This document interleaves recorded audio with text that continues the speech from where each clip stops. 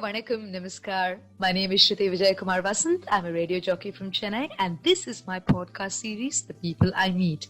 On this episode today, I'm going to be introducing you to someone who loves to smile, who loves to give out hugs, and who loves to do yoga. So when usually people say the word yoga or hear the word yoga, they automatically assume that it's a very serious, sort of physical activity, or that it's meant for a little bit, the older generation. That is a sort of norm that a lot of people used to have. And today there are a lot of conversations surrounding how yoga can truly transform your life. And somebody who truly brings out the inner spirit of her students is my guest today, the founder of the Chennai Yoga Studio, Rohini Manohar. Hi Rohini, and welcome to my podcast. Hi Shruti, I'm so grateful and so glad that you called me. It's really nice to reconnect, and I'm so honored to be here with you.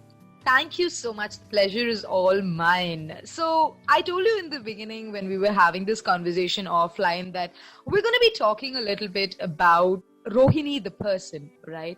Because I know that you're a yogi. I know that you've been practicing yoga for more than a decade, and it's been a part of your life. That is something that everybody knows. It's not a new conversation that I'm going to have, with you. But yes, we are going to be discussing yoga. But what I sort of want to know, Rohini, first up is few of the countries that you've been to, right? I know that you did your master's in Australia, and then you did your yoga at Dharamkot, and then you teach classes in Chennai. So how is this sort of travel or living in these places sort of influence the person that you are? Because I truly believe travel sort of opens up new perspectives for us, right? We understand things from a very different hindsight, we sort of introspect, I think, when we travel a lot more. And we leave behind a part of us in every place that we go to, and we bring back a part of the place when we move on, to the next step. So take me a little through that. So truthfully, when I moved to Australia, I went there to study, and I was very excited to leave home and everything I knew and get on this really rambunctious adventure that meant freedom and no boundaries. And that was exactly what I went on. I was one of the first few people to know, but I was a wild party animal, and my week started on like Friday nights, and I was out all weekend and all of that. I enjoyed the freedom, the short skirts, the short hair. Is this the Rohini that I know? Wow, this is like a revelation to me. You'll be shocked, but yes, that was me. And I love, as in for somebody who lived a very, not conservative, but a very quiet life in Chennai. I loved my freedom. I explored it.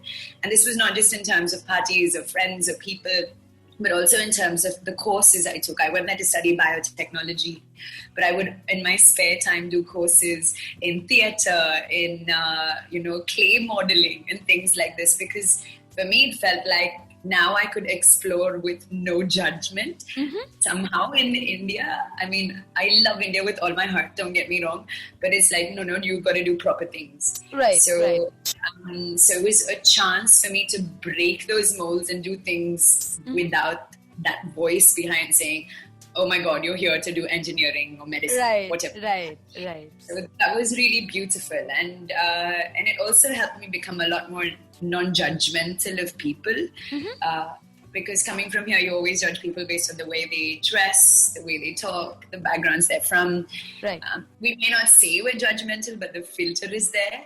Right. And I was like that too, with no doubt. And so it was a lot of unlearning, relearning, and exploring that happened.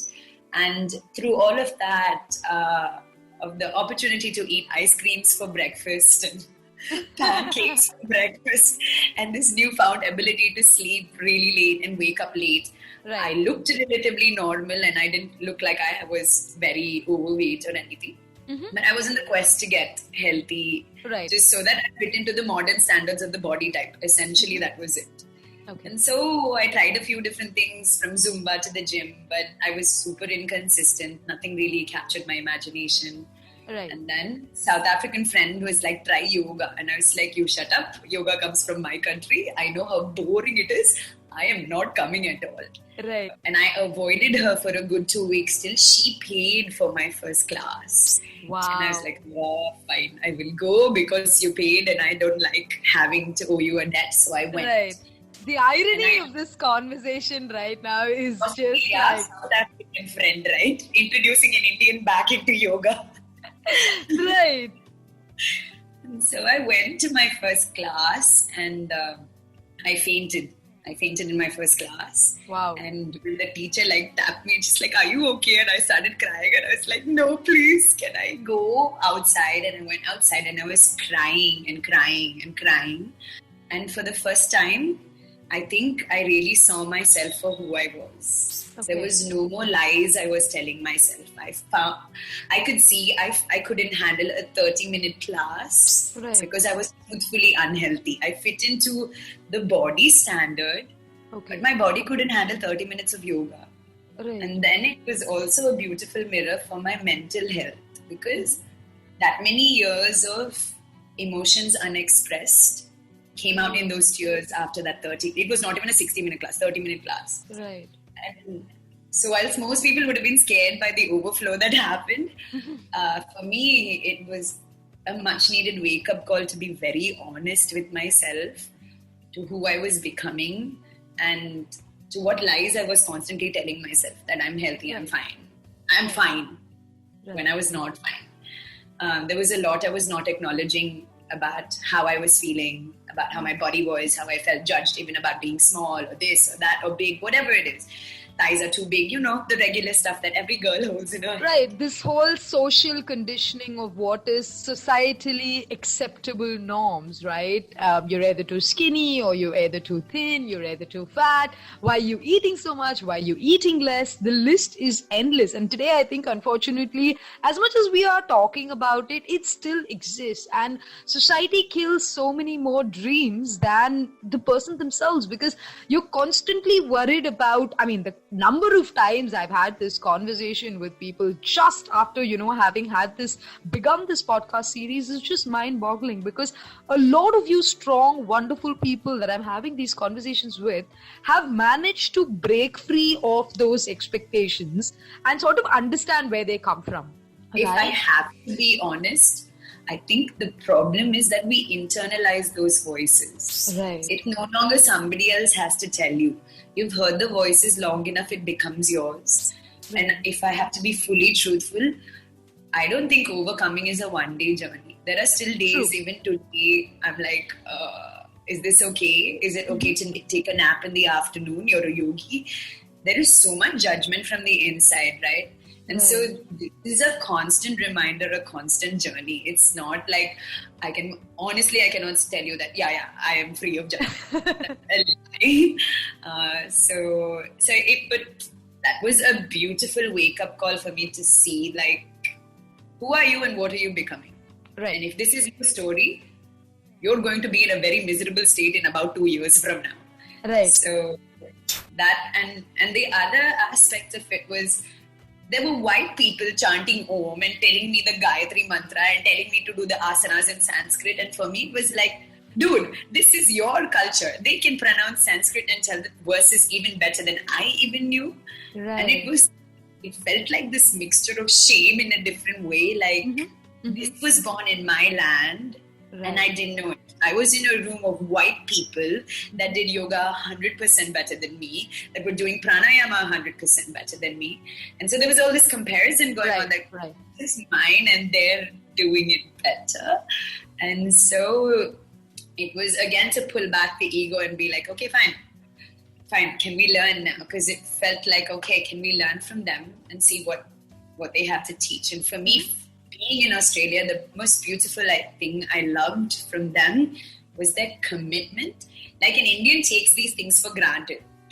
It's like, you're there. My party used to do it. She breathes pranayama for 1 hour. We tell all this, but we take it for granted because we're like, it's always here. Right. For them, it's so rare. So they own it. It really becomes a part of them. And for me to see that and you're like, wow, you really love this, because they're changing their names from Sarah to Nandini or from Peter to Krishna or something like that. Not out of wanting to fit in, but because finally names mean something. It's not just it is an aspiration. And until then, I never thought of all of this. And I remember that journey, I went even to America, I went to practice there. And I remember going to Times Square and I can hear Hare Rama, Hare Krishna by an English singer across in Times Square. And it was like, you are so blissfully, for me, it was a reflection, so blissfully unaware to how much people around the world love this culture and own it. And you don't. So those were like repeated wake-up calls for me to be like, okay. And that's how this journey started. And even to Dharamshala, when I did the teacher training I did, was when I came back to India, I did a bunch of other jobs, just wanting to find myself again in the journey of truthfully finding who I am. Right. And not really take the spot. And so I was inspired by all our stories, and I was like, I'm going to the Himalayas to learn yoga. I will feel better. Right. And even in my teacher training, I was the only Indian there. Wow. Foreigners, it was taught by foreigners. And it's great. I mean, there's a learning to a certain aspect, but after a certain while, I feel like I needed to own this space. This is mine. This is like, as much as you understand it, you don't understand it as deeply as I ever will, because I lived in it. And this might be taking ownership to a whole new level, but the way philosophy is communicated for them will never be understood. Like, for example, I'll tell you, in Hinduism, there's the story of Shiva cutting off the head of Ganesha and then installing it back. And then there's a bunch of stories where Shiva does that. And when they tell the story, it's like Shiva's an angry god, he just goes around cutting heads. When the truth behind it is, your face represents your ego. And so when the ego disappears, you become a better person. So there's this philosophical aspect that they will never be able to explain. So I felt it was time for me to take ownership back and tell the story as it is versus as it is told. I learned discipline, I learned love, I learned consistency from all of them. But I also learned nobody can tell the story as good as somebody born, living and practicing this piece. So it's how it's shaped me to be who I am right now. Right. That's a beautiful revelation, Rohini, because this is something that I've never thought about. Like, see, for a layman, right? For example, myself, I've probably been to maybe, say, 5 yoga classes in my life, right? And like you said, as a stereotypical, maybe an Indian teenager back in the day, I'm talking about, of course, I'm now close to 30, but back in the day, for me, yoga was what adults did, right? It was what adults did when they couldn't, do like a Zumba class, or they couldn't, go to the gym and do bench presses. It was not the cool thing to do. Right? A lot of people didn't feel like yoga was hip enough. Oh, I'm going to a yoga studio. Hey, what yaar, arey, boring auntie. Like that's a sort of stereotypical sort of conditioning that we have, right? Which sort of brings me back to this question that I have for you. You mentioned that you came back after, your stint in Australia, and after having sort of understood that this is where you want to go further. You did a couple of jobs and then you decided that, it wasn't really hitting the spot. How did that transition sort of happen in your head? Because it was probably not an easy decision, right? Convincing, again, going back to talking about how padosi kya kahenge, and what will, our neighbors say, my daughter's going to become a yogi. How did your parents, that's a huge conversation to have. It's not something that you just wake up and decide and say, you know what, Dad, Mom, I'm leaving to the Himalayas tomorrow. See you next year. So how did that transition how did you bring that about? Again, everything sounds easy in words, but it was a very challenging time because I gave my savings to do this. And then I literally started yoga in my parents' basement. Right. And there were times my dad was like, come on, man, you're 25 or 26 and you're still working from my basement. You should be doing something a little bit more. And my mom was very awkward about wanting to even say that I taught yoga. And I don't blame them at all, right? They're talking from a perspective of their life, and they think that this is not the way their foreign educated daughter that had such a fancy job should end up in. So everything was done in the space of protection, and I see that now.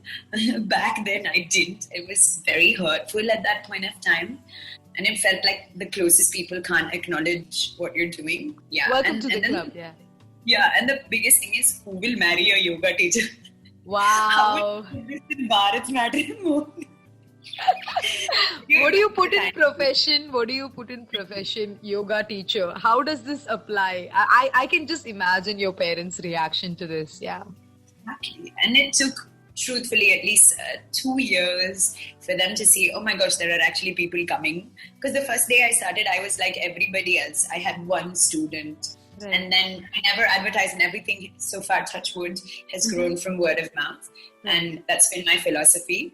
But for them to be able to see that has been when somebody else came and said, oh my God, you're Rohini's mother. She's such a great teacher. And then she's like, oh, yeah, that's my daughter only. How the tables turn, no, at that point. For them, they need to see it from somebody else's perspective. Or rather, not even somebody else's, it's like society has accepted her. Right. So it's fine. And that's their biggest worry, right? Society won't accept. So when it's accepted, they're like, okay, it's the best thing. And then they become your biggest cheerleaders. Right. So when that happened, then they were okay and they were completely fine and all of that. Right. So it took some time for them to go through that journey of Australia, you have this fancy job, and then you left all this and came out to be a yoga teacher. So they went through their own journeys, Pavam. Right. But it is their journey as well. And then it took some time, but they were okay. Right. No, but I sort of understand where you're coming from, right? Because I think somewhere today it may not sound as unconventional, because today so many more opportunities are opening up. Right? Like back in when I was studying as well, I had this conversation just maybe a couple of hours ago where I was talking to somebody and I said, hey, when I did my 12th standard, the next obvious option was engineering or medicine. And obviously, since I didn't take a biology course, I couldn't, even if I wanted to, I don't think there's any way I would have been a qualified doctor. And believe me, we have enough and more engineers out there. And for my dad to still think today, like I think for a long time for them, it took, at least after I became like an RJ and had like an office to go to every day and report to work, they felt like, okay, she's going to office. So even then they would tell people, office poirka, she's gone to work. Right? They wouldn't still say that my daughter is an RJ, because it was the same thing. My mother, I remember her having this conversation with me and asking me, so do I put this down in matrimony as RJ? Like, there's no option like that. Yeah. There's no option like that. So I'm like, Ma, you can just put, you can't put self-employed because a corporate owns me. But like, you can just say I'm employed, mother. Like, maybe we can have this conversation when it gets to that stage. But yes, it's truly been a very challenging journey, I think, sort of making them understand the paths and what we wanted to do with our lives. So getting back to talking about your association with Greenpeace, and I bring this up because a lot of people, right, have this notion as to what a particular job entitles. Right? Everybody, like you said, this fancy job, right? We have these titles and these designations, and we think that, hey, I get to do all of these cool things. But each job or a career or anything that we sort of do for a living has a huge influence on who we are as a person. Either you're really good at it because it comes naturally to you and you're really happy at it, doing whatever it is that you're doing. But otherwise, you're just like, hey, it's good money. I'm good at it. I want to keep doing it. Right? And to each his own, right? But how did your association with the Greenpeace sort of trigger that change in you? And how did you enjoy your time there? It was a beautiful space. I joined the organization because it championed the cause of the environment, which I am very passionate about. If we don't take care of this environment, then what are we leaving behind for our children? It's almost stupid to think that it'll be fine just by if we continue to be the way we are. Mm-hmm. And I loved that they were brazen about their actions and they were very bold in their way of being. So these were just qualities of the organization that I would want more in me, and it's why I joined them in the first place. The team was very open, and they were very accepting of my ideas and all of that. So it was a beautiful space to work in.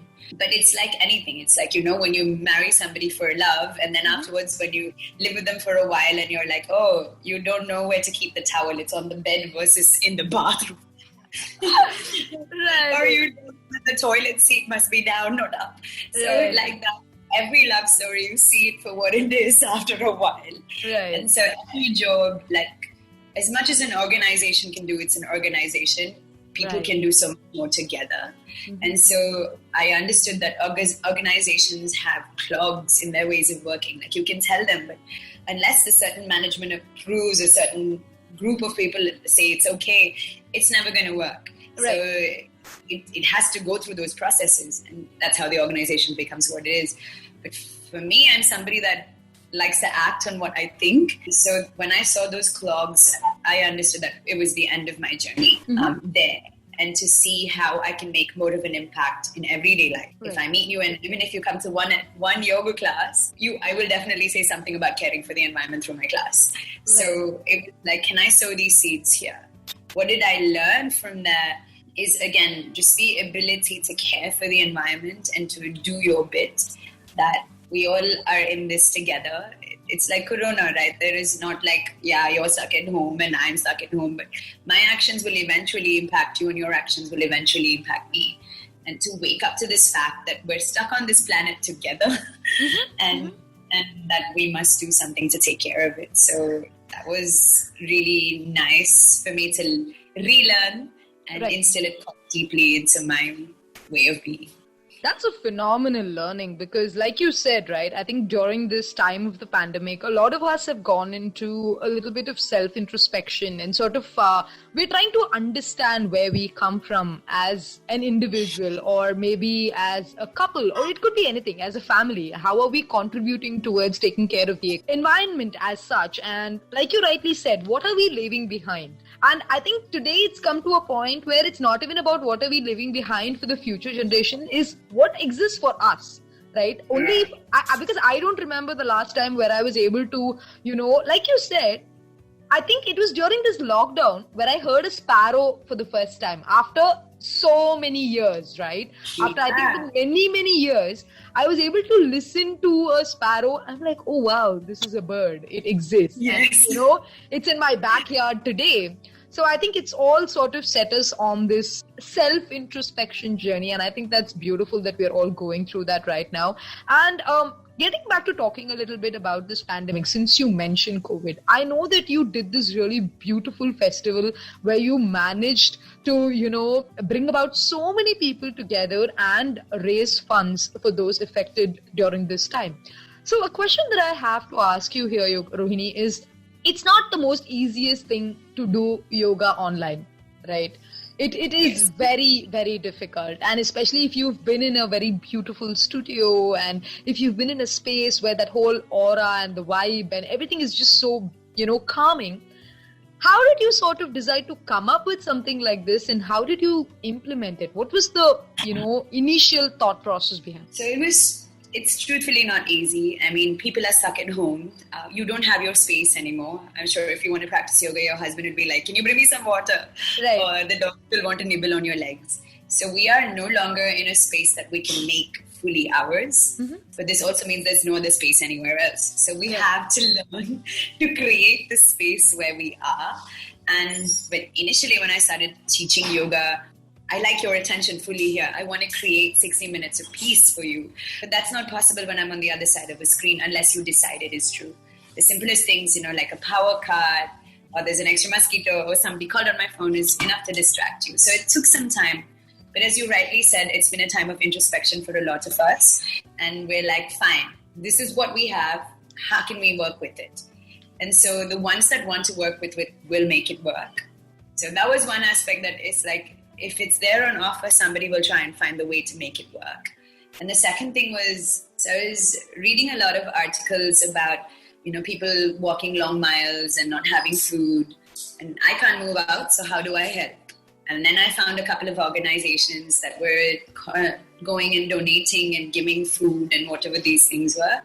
And if I don't have the resources, because I was earning now, again, very little because everything had been shifted online or had stopped, how then can we collectively do something? So I called up my teachers and then I asked them, I want to hold this festival. Would you be ready to come? Because I'm not going to pay you. Every rupee we raise is going for people who are suffering.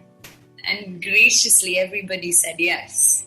So I think it was just meant to be. And I just happened to be the lucky person that could help put it together. Because we had about 12 teachers, some of the best from around the world in the yoga industry, just come and give their time so we could sell these tickets, raise the money, and give it to organizations. So yeah, it was really humbling to be part of this and to know that even sitting at home or even you sitting in your drawing room doing yoga can still make an impact for somebody else who may not have their next bowl of rice to eat.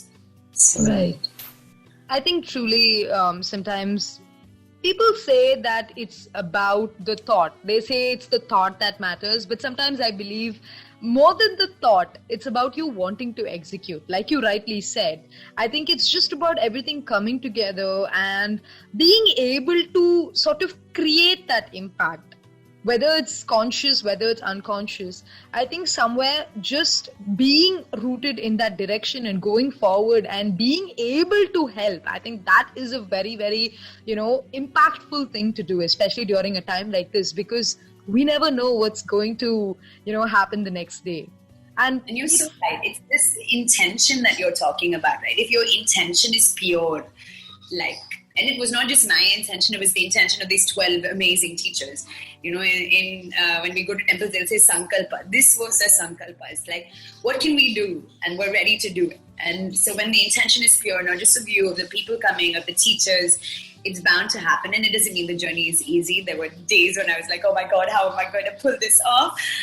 So it had its fair share of ups and downs, of logistics, handling time zones, of tickets and websites being built and receipts being made. So there's all of that background drama. But as you rightly said, when the intention is pure, somehow you will find a way to move through these roadblocks. Just like I'm sure you are facing as you do this podcast, right? Your intention is there. And you're still finding a way regardless of what is happening around you. So, yeah. I think that's something that we all sort of understand about ourselves as we go along this journey, because there are numerous occasions where on an everyday basis in life, we are faced with this choice, right? The choice to either choose the left option or the right option. And sometimes you just have to go with what your heart says. It's not always success. It's not always a successful, maybe journey when you're sort of battling between the heart and the mind. But sometimes the intention, it sort of makes the brain say, hey, you know what? Let the heart rule this one. Let the heart take this one. And then we'll sort of build ways around to get this done. I think that's beautiful. And I think that's a very commendable thing that all of you have done for a lot of the people. So I'm really, really hoping and praying that they are happy at this point as well. So on that note, sort of just winding up this conversation that we're having, Rohini, yoga has profound impact on several people, right? Each person has a journey of their own. Some people do it for fitness. Some people do it for the inner calmness. Some people do it for soul searching. But whatever the reason, right, yoga still draws them, right, on yoga's own journey. So what is it that you would like to share with somebody who's listening right now and who's just sort of contemplating, is this the way that I need to go? Because sometimes, one of the reasons why I have these conversations is when somebody is listening and they just feel like, hey, I needed to hear this at this time and it's helping me. I just want to be able to create that opportunity. So please share with me your thoughts on that. So I was just saying that yoga can shapeshift for you, whatever it is that you want it to be. And all of us start off on the quest for physical beauty because that's how society has trained us. And that's fine. It will accept you with no judgment. And as you rightly said, it'll take you on its own journey. You just have to be open enough to get on that adventure. And not only will you discover your own strengths physically, but you'll also discover your own strengths mentally and spiritually as well. And in time, you will also realize that it doesn't matter what this body looks like, even though that's where your journey starts. And that's the beauty, right? It's accepting people, or this journey accepts people as they are, how they are. And you just need to show up. Just show up and be present, and the transformation will happen on its own. So just if you're thinking about it and you're sitting at home, it means the bug is already there, that yoga has already chosen you. Now you just need to choose it back and just come on the adventure. Right. So take the first step. It's incredible love story just between you and yourself. And I think that's the love story that we all should be yearning for, right? Because as much as the society sort of tends to paint romance as something that Romeo and Juliet had, I truly don't think that they were happy. At the end of it all, it turned out to be a tragedy, right?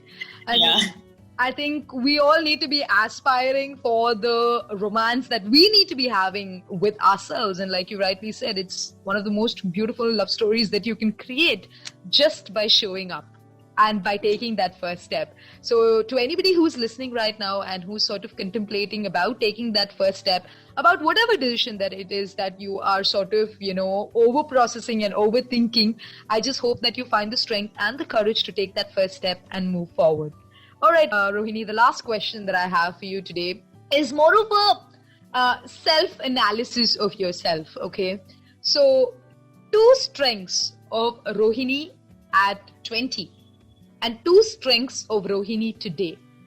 2 strengths of Rohini at 20. She was very, very, very adamant. And in a way that whatever I wanted, I got. And no matter what people said, it would play in my head, okay? But I would listen to their voices and repeat inside. But if I set my mind on something, I would do it. And the other strength at 20 was I was ready to learn. That whatever life was throwing at me, I was like, okay, what can I learn from here? So that was always really beautiful. At 30, now my strengths or the things I like to call my strengths is I really love myself for who I am. There is no more need to fit into anybody's books of perfections or roles or the way you should be. And I am finally comfortable as I am. It's taken me a long time to even say this, but I really love myself for who I am. And the second strength is I can finally say I have compassion. Truthfully, I used to be somebody that judged a lot, and especially if you're very close to me, I have super high standards for you, and if you fall, God bless you. But now I understand that everybody is on their own journey, and there is you can't just say that because I'm here, I expect you to be there. Everybody's got their own space and their own ways, their own journeys to walk through, and you can't look from the outside and say, yeah, I get you, or I know everything about you. Even if they're sharing their whole mind with you, sometimes it's not what's deep inside. So I can say I finally learned to find compassion, even to the ones that are sometimes show me their worst side, because I know that nobody will ever do anything that they think is wrong. Everybody's doing something that they think is right. So even if it means acting out a certain way, it's because they think that's the absolute right thing to do at that point of time. Mm-hmm. And for me to come to that acceptance and okayness, it's taken a long time, but I'm finally okay. So yeah. Wow. Truly, I think when you say, I definitely have to agree when you say that it's taken you a long time to get here. Specifically only because, like you said, right, each person is on their own journey. And something that you said truly resonates with me because each person has their own definition of what is right and wrong, right? Especially, I think, as a mother or as a child ourselves, sometimes we truly question the choices that our parents make for us. Because at that point, for us, they are the villains, right? Whereas they are just trying to sort of protect us and, act out their parental responsibility correctly. But on the other hand, we have this insane, rage within us, questioning everything that they're doing and saying, hey, that's wrong. How are you doing this to me? You're supposed to be granting me all of these these wishes. But once the tables turn, we sort of understand where they come from. And this, I think, is relative of a lot of different relationships in life. Right? Yeah. The relationship that we have with ourselves, even, like the constant battle between the brain and the heart is again sometimes reflective of that, right? So truly, I think it's been a very interesting conversation with you as always, Rohini. I know that we haven't caught up in a while, but I think today we've spoken about everything that's non-yoga because like I said, right, the whole point of this podcast is to sort of talk about the person and not the personality, because everybody knows that you're an amazing human being and that you are a wonderful yoga teacher, and a lot of people are very fortunate to be your students and go on their respective yoga journeys with you. So once again, thank you so much, Rohini, for doing this and having this conversation with me today. I hope you had fun. I loved it. It was so nice to speak so candidly. So thank you for holding space. It's very, very nice. And I'm so glad you're doing this for many people because it's not easy. So thank you for holding space and for letting the conversation happen. I'm very grateful to be here. Thank you. And ladies and gentlemen, this is Rohini Manohar. So Rohini Manohar is the founder of the Chennai Yoga Studio and is a fantastic yoga teacher. Someone, if you are looking to delve into the realms of a yoga journey, I suggest you look her up and get in touch with her. And I promise you that she will make this journey very, very beautiful for you. On that note, it's time for me to end this particular episode of my podcast series, The People I Meet. My name is Shruti Vijay Kumar Basant, a radio jockey from Chennai. Until the next time I see you, or rather you hear from me on the podcast, it's me saying take good care of yourself, stay safe, and I'll meet you with yet another interesting personality and a beautiful story to share. Thank you and take care.